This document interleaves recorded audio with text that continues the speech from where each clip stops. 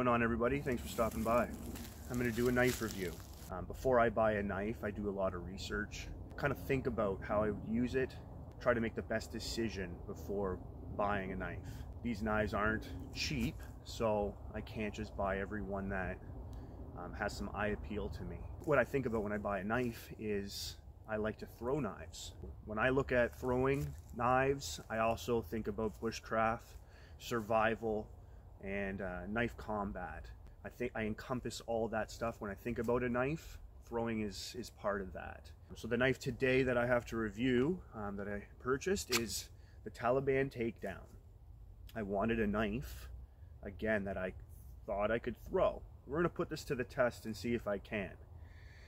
In comparison to the Steel Eagle, it's much smaller, and there's a reason why I wanted that. As a knife thrower, you don't want to throw your last knife. So if I had two knives on me, this might be the knife that I keep in my hand. There's many good grips that this can have. For combat, it's got some good finger grooves, so you're not going to get any slide. So it's missing a guard, but you're not going to worry about sliding your hand up the knife with the grooves that it offers. So this knife has a good history. You can go to Topps Knives and check out all their knives there, and it'll provide you a little description of who the designer is and the history to how and why this was made. So for the Taliban Takedown, the name says it all. Soldiers had to go into war in Afghanistan, Pakistan, and the enemy there since 2004 has been the Taliban. And they would fight in the valleys, in the mountains, just really is built to penetrate a lot of cloth. It's very well built for stabbing. It's easily concealed, so when I have this on myself, I don't even feel it. That's one thing I liked about this knife. It is 8.5 inches long overall, and the weight is about 160 grams. So it's small, but it's a tough knife. The design has a tanto tip. It also has a chisel tip. It's going to be really good for penetration. The thickness is about 1/4 inch, and it runs all the way to the top where the chisel starts to form. And that's going to work really well for penetration, and it's going to hold up to throwing. So hopefully we'll see how that works. It might not be your best bushcraft knife. Any knife can be used for bushcraft. It just might not be, if you're only into bushcraft, the knife you're going to want. But it definitely has a good grip. You know, my hand size is a large. I fit into large mittens, so you can see it covers the handle completely. If you go into an ice pick grip, it's really nice rounded off, and so that gives you a good placement for your thumb to be able to get a good stab and support it. Let's put this to work. Let's see what it can do, and then we'll give it another evaluation after that. This is what it looks like brand new.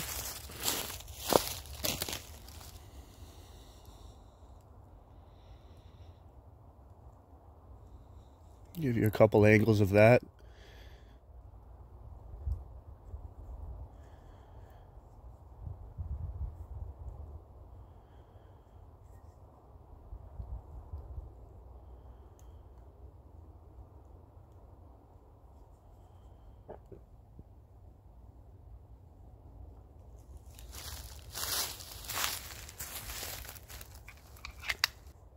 Yeah, let's put this to work. So the first thing I want to do with it, I want to do a good stab.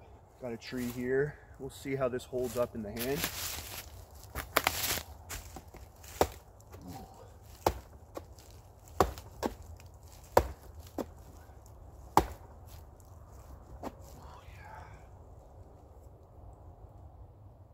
That feels really good.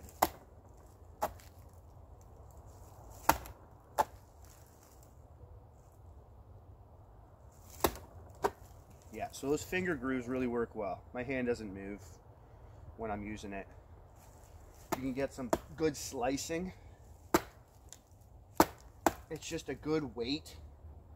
Ice pick grip, come up, backstab. You know, there's many good ways to carry this knife or hold it. Yeah, that tip comes strong. So after all that, right, no problem. All right, we're gonna go to some more bushcraft type of tasks. Again, this is a smaller knife, so obviously it's not gonna be good for chopping. It's not gonna be good for batoning, but you're still gonna be able to make some kindle. You're definitely gonna be able to make some tools, spoons, forks. So this piece of wood will show you how you can make some kindle. I'll bring this up close. It's a small knife too, so you can really get under it, right? Make a spear.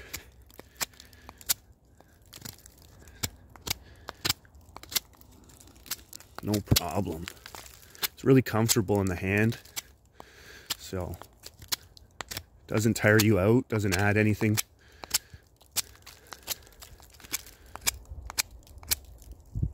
Right? And we didn't make a spike for a tent or for some cooking. That was no problem at all. Great little knife. The chisel, right? So if you want to get into some detail work, that chisel tip, that's really cool. That's a big reason I like this knife from the beginning. See that? I like knives that are thick right up to the tip too. A lot more strength. So that's good. As you can see, you're not gonna be able to skin any animals, any game, but you could. Can't say you can't. It's just not designed for that, but you can get the job done with this. I wanted to do a shout out too to where I bought this. I'm in Canada. So I found this shop out in Vancouver, bladescanada.com. It's a website that you can go to, and they have the knives all over the world sold at their department, and they have a great deal there.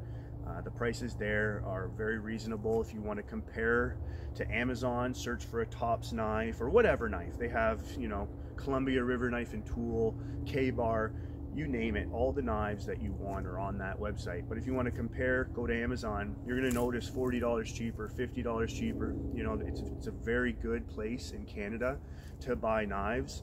I bought this on the weekend and I have it Friday. It didn't even take long to deliver, and I'm in New Brunswick. I am completely across the country.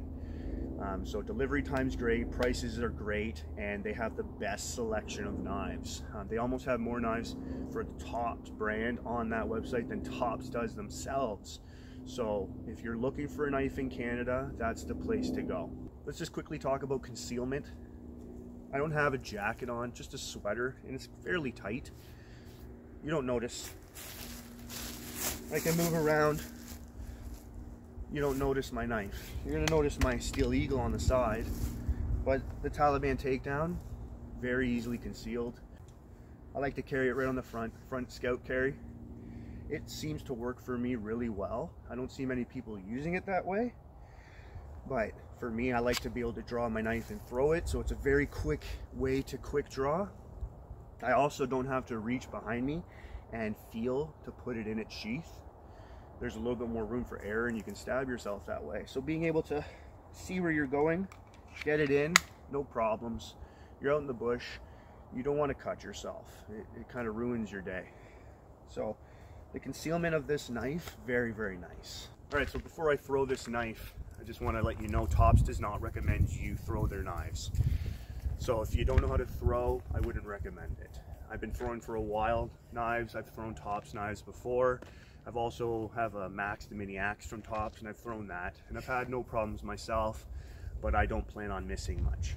So a little history on throwing knives. It's something that I add into my combat. Throwing knives is still something that militaries train their soldiers around the world. Not something that you necessarily want to do, something that you can do. I've trained enough myself, so it might be a second last defense that I might use.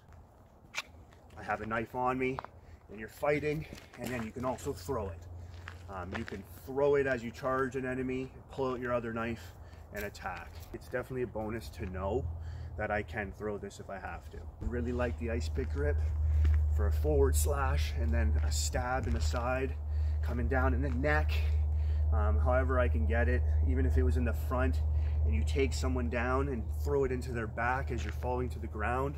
It's something that you can pull out in front of your friends and you can talk about, explain to them why it's called the Taliban Takedown. This is a knife meant to take down Taliban or anybody threatening your freedom. That's cool in and of itself. So all that said, let's give this a throw.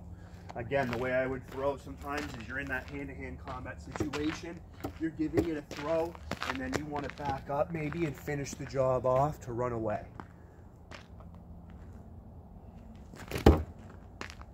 Boom. You know, they say a thrown knife gives you more penetration than stabbing. And from my experience, that's true. This is very cold, all right? And it's in there. So if that same area, you can see the hole it made. And if you're gonna stab in that same area, right? It's less, and I'm putting everything into that. So I threw from about 10 feet, and you're looking at the hole that I threw compared to the holes that I've stabbed. That's a good stab there. And the penetration is good. If you're gonna follow my channel, I'm gonna probably be throwing this a lot more. I'm gonna do some more trick shots with it. But it's about -10 right now, degrees Celsius, so I'm kind of done being outside. But I will bring this back, and I will do some more with it. The Taliban Takedown.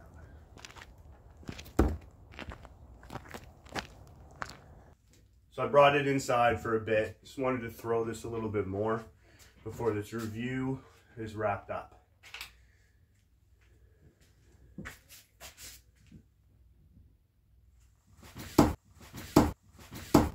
Wow, that thing can throw, yep.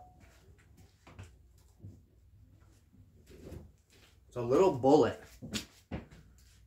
You know, effective range for throwing knives, in my opinion, and many other knife throwers that talk about it in combat, 10 feet, 15 feet. I wouldn't want to do much more than that. So I like comfortably, I'm right around 12 feet right here. So being able to throw it is nice. And you got to think too, like if you're bushcrafting, you need to get yourself some game. You can throw it at a squirrel. You can throw it at some stuff. You know, especially if you're Canadian and you can't carry around a firearm, this just gives you an option to keep your target, your enemy, whatever it is, at a distance, and you can still provide threat. To get a knife that's about 200 bucks Canadian, you don't want to miss and have it bouncing around on the ground. So remember that if you want to get into throwing, there's other knives that are much cheaper. Practice with those first. Get really good, and then you can throw really nice knives. You can keep that looking pretty nice.